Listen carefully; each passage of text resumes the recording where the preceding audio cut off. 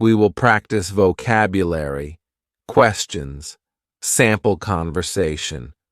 Plus, you will have the chance to have a sample conversation practice conversation with me too. Over the past year, I have made 7 Speak With Me lessons, and today I have combined them all in a very useful lesson where you can practice them for the next 2 hours to help you never forget what you've learned. All right. Are you ready to get started? We are going to be talking about these topics today. Drum roll. Let's get started with the first one. Weekend plans. Are you ready to learn the most important conversation question of all time? At least according to me. Is that question, what's your name? No. Is that question, will you give me money? No.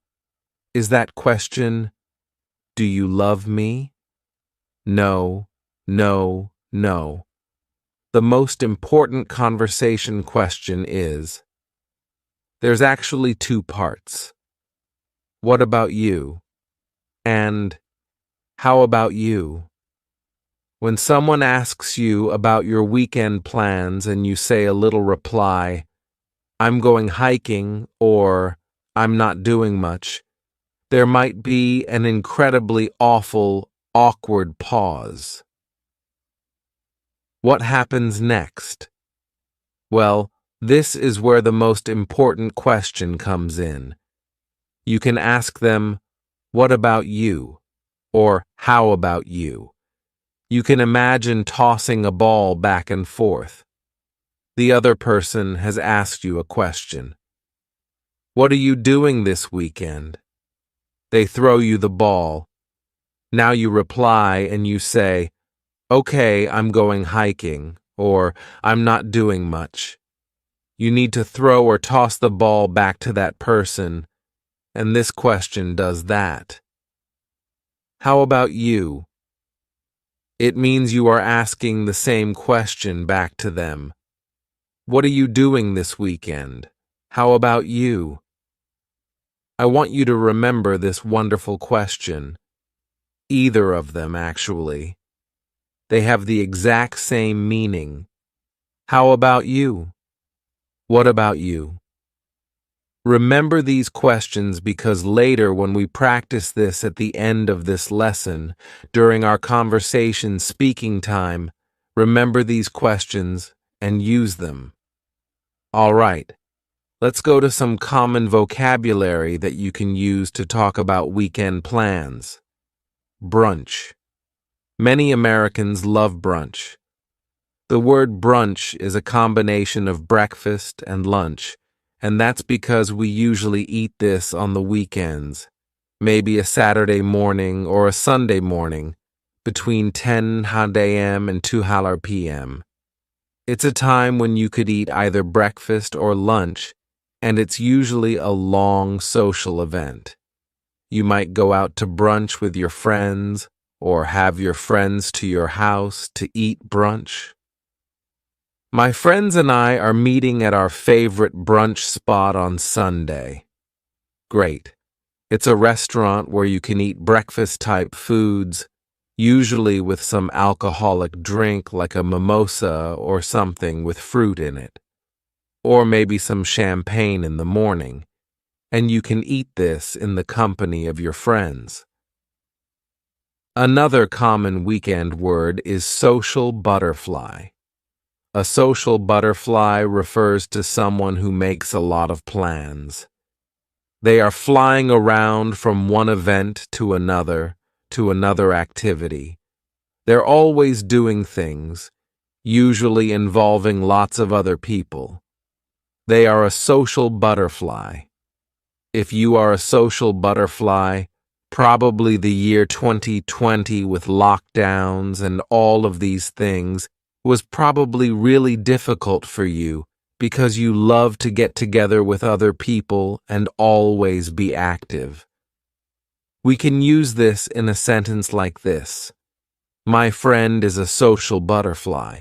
She has invitations to 3 brunches and 4 afternoon teas. Amazing.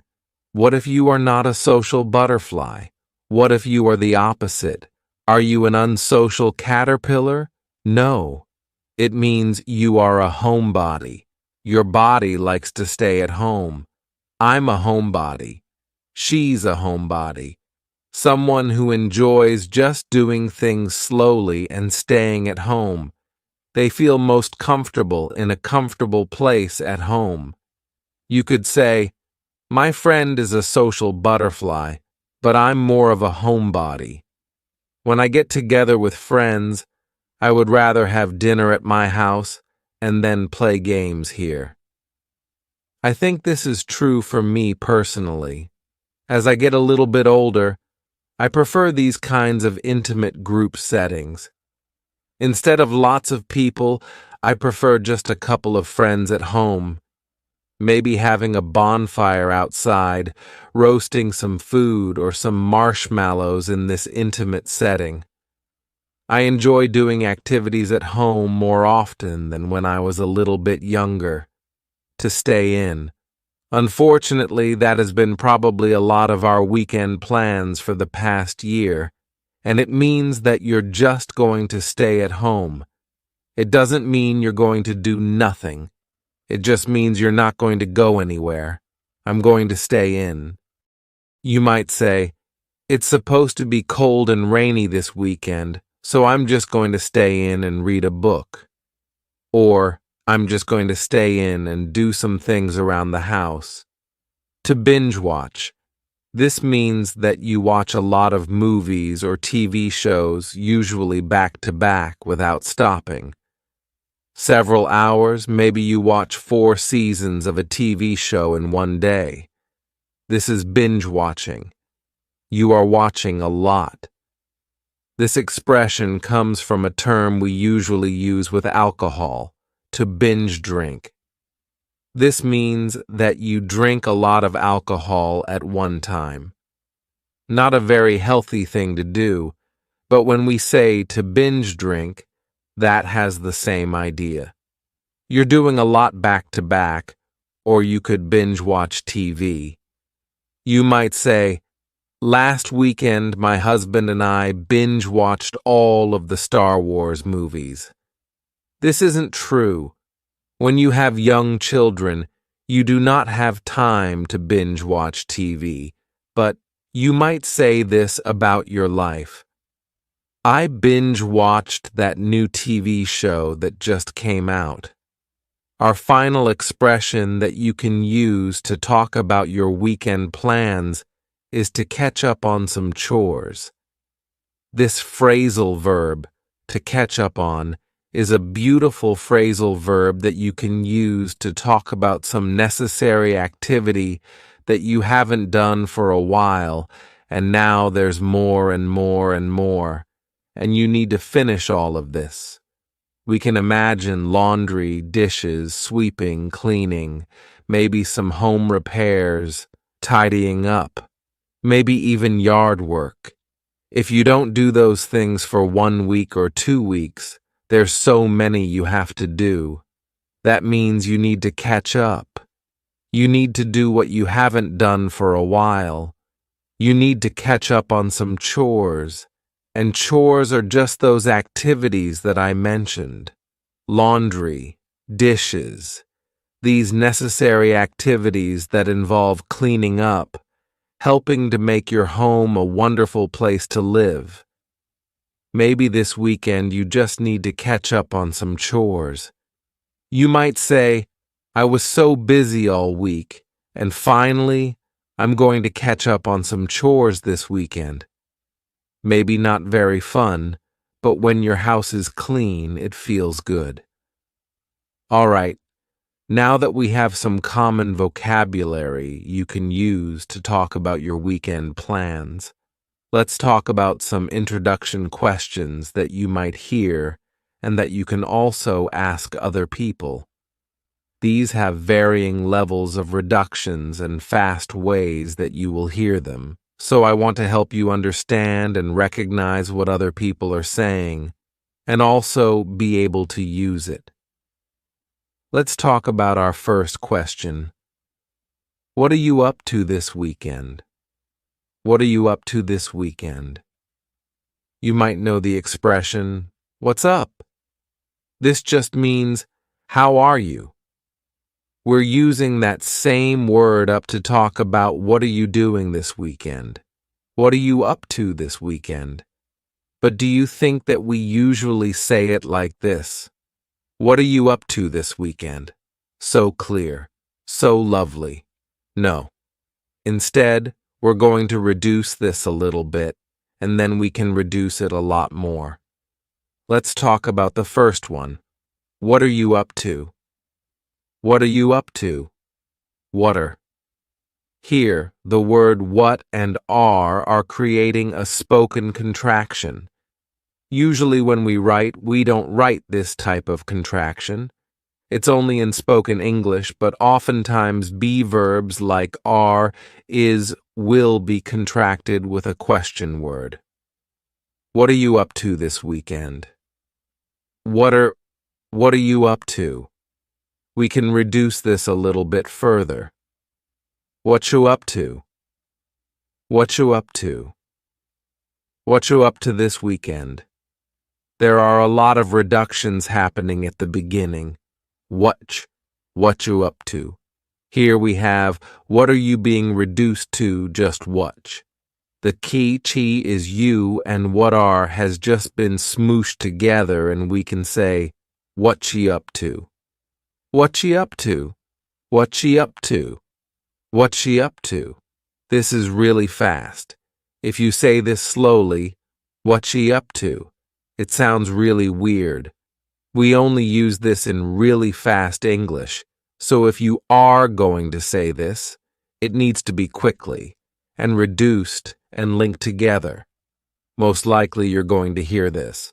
So I want to make sure that you can understand when someone says, "Hey, what you up to this weekend?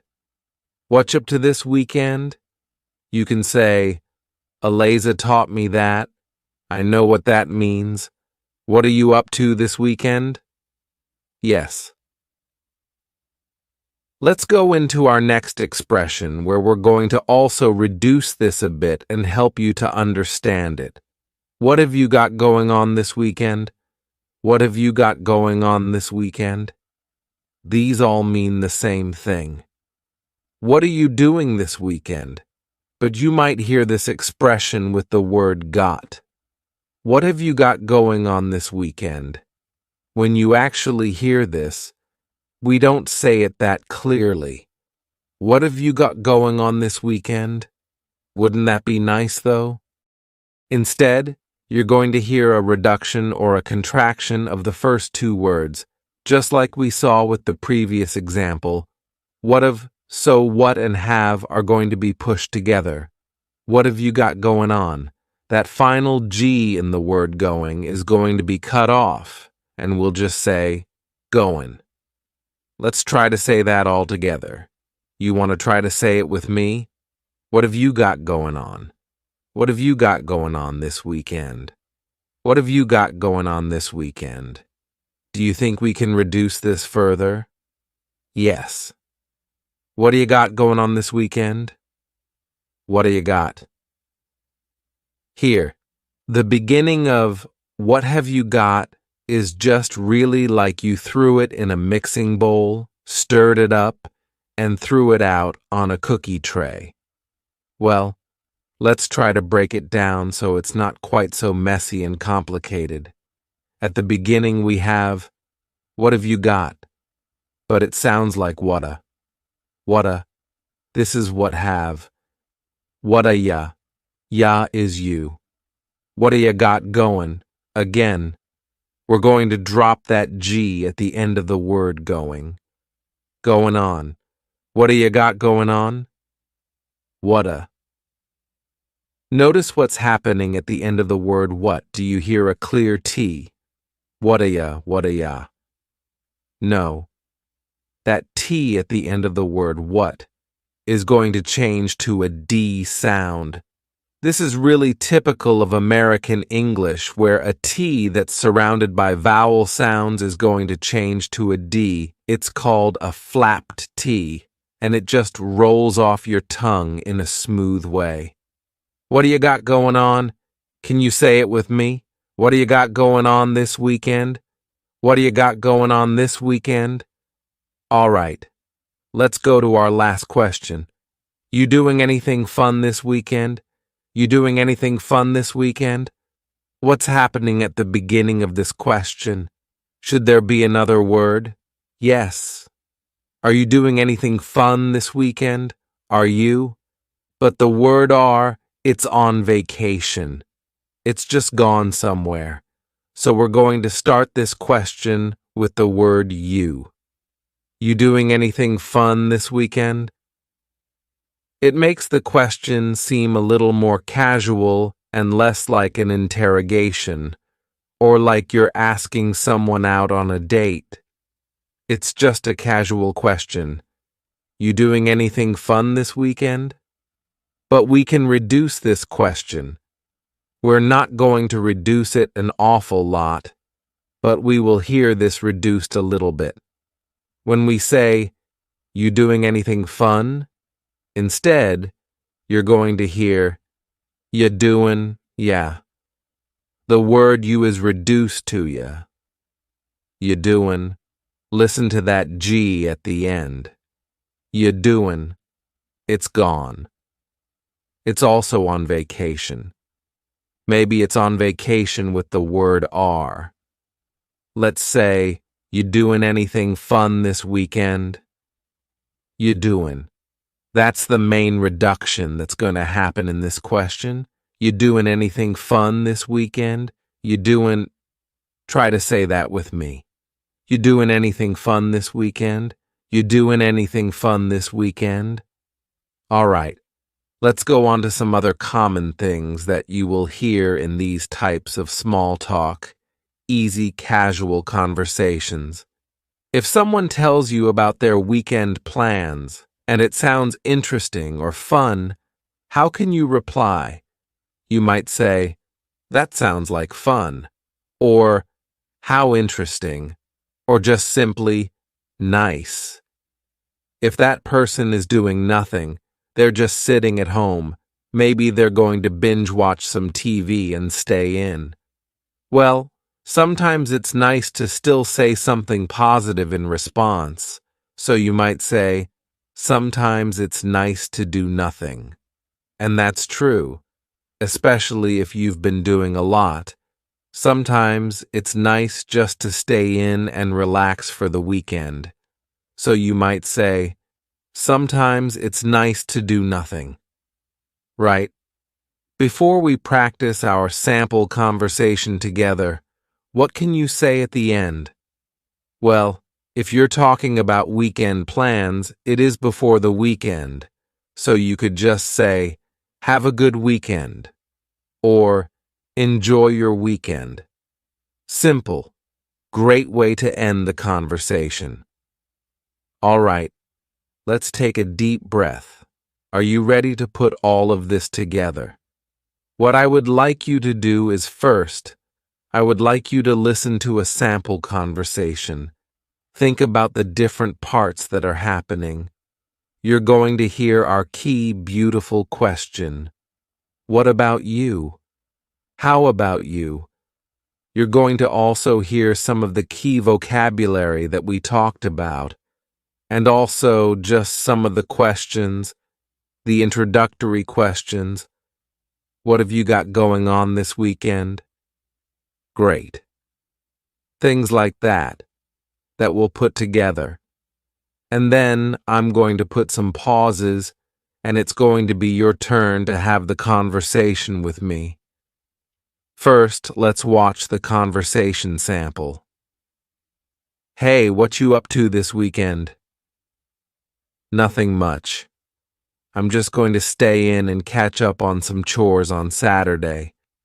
But on Sunday, I'm going to meet up with some of my friends for brunch.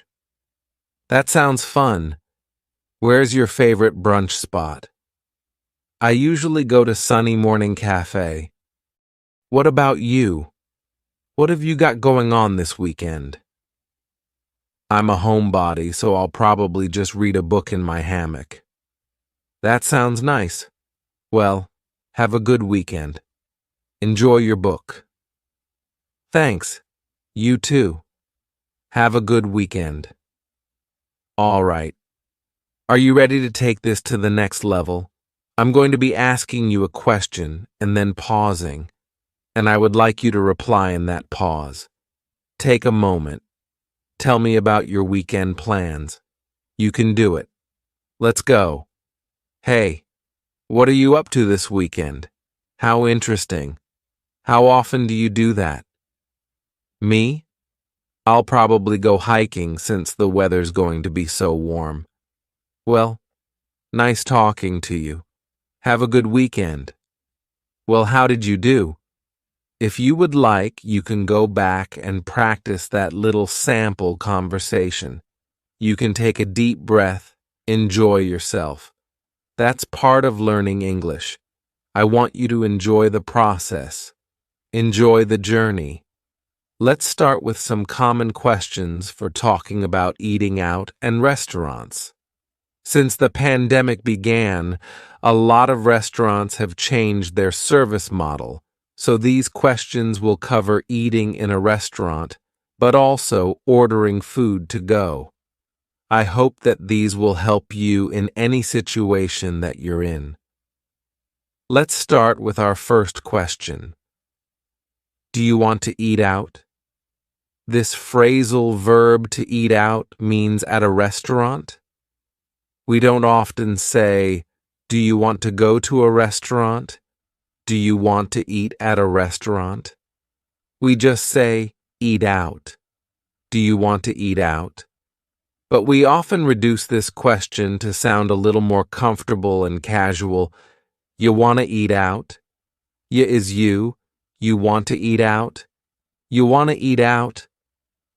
We've dropped the question word completely, do. Just yeah, and then we have reduced want to become wanna. This is a common reduction in English. Can you say this question with me? You want to eat out? You want to eat out? Or we could cut off that first word, yeah, completely and just say, wanna eat out? Ask it with me. Wanna eat out? Great. Then you might ask, where do you want to go? Where do you want to go? But do you think we say it clearly like this? Unfortunately not. Instead, you could say, where you want to go? Where you want to go? This is a similar reduction to our first question. You becomes ya and want to becomes wanna. Where you want to go? Where you want to go? Where you want to go? Should we order pickup? Should we order pickup? I want to let you know that in the US there are a lot of terms that are used for this idea that you're not eating in the restaurant. You're ordering food, but then you get the food and you take it somewhere else. Maybe you take it back home or you take it to a park. We could use a couple of different phrases and it's just your personal preference. For me, I say, pick up. Do you want to order pickup? Do you want to get pickup? But you could also say, should we order takeout? Should we order carry out? Should we order takeaway? A lot of different phrases, and you are going to hear these all around the US, so it's just your choice what you'd like to use. Another fun question to ask what someone would like to eat is, what are you in the mood for? What are you in the mood for? Don't deny it. Sometimes in your heart you're just in the mood for comfort food, something that's heavy and rich and reminds you of a cozy, warm time in your childhood. Maybe it's not very healthy, but you're in the mood for comfort food. Or maybe you're in the mood for something light. You want a salad or sushi, something light. This idea of what are you feeling like you want to eat.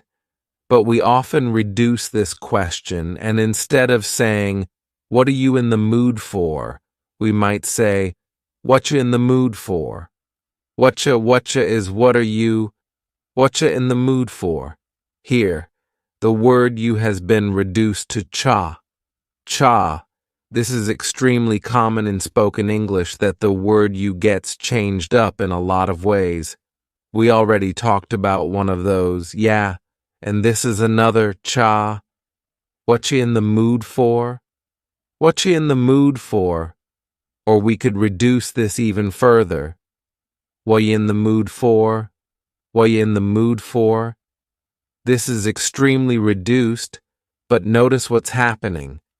What are you in the mood for?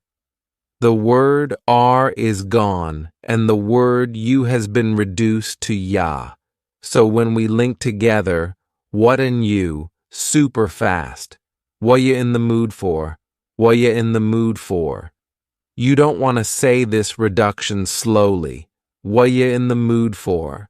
Now, we can say it like that to practice for this lesson, but when this is in daily conversation, it's really fast. That's the purpose of a reduction. Do you think you could say this with me really fast? What ye in the mood for? What ye in the mood for? What ye in the mood for? Great. All right. Let's talk about some common answers to these questions so that you can be prepared and ready. When someone asks you, what ye in the mood for? You might say, let's order in. How about some option? How about pizza? Let's order in. This is another phrase for talking about bringing the food back to your house. You don't want to get all ready and then go to the restaurant, or maybe you don't feel comfortable doing that. You might just say, let's order in. How about pizza? This expression, how about, is a great way to give a suggestion. This is excellent in professional situations. Hey, how about if we try this marketing plan? Or, it's great for informal situations to give a suggestion about something you want to eat. How about pizza? What do you think about that? Sometimes this question is reduced, and it sounds like this. How about pizza? How about pizza? The first A in the word about is gone. It's just missing. We say, how about pizza? Can you say that reduction quickly with me? How about pizza? How about pizza? Great.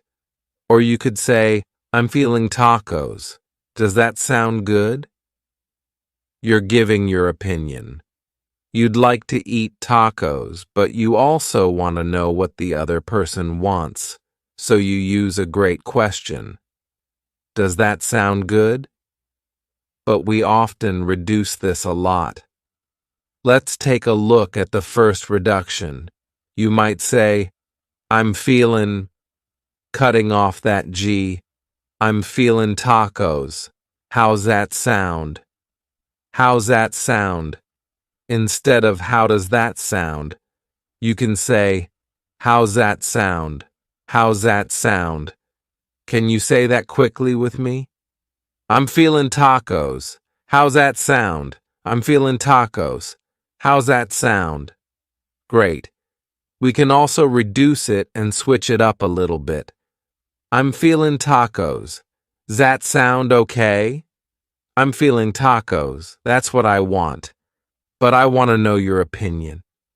Does that sound okay? Reduces to, that sound okay? That sound okay? Can you say it with me? I'm feeling tacos. That sound okay? Great question. Because a lot of restaurants have changed over the last year, and you never know when a restaurant might be closed, it's a good question to ask. Is Ted's Cafe open? I would love to go there. Is some restaurant open? I would love to go there. There is a little way that we can reduce this question. Take a look at this. Is Ted's Cafe open? I would love to go there. The word would becomes I'd. I would, I'd. You can say, is Ted's Cafe open? I'd love to go there. Can you say it with me?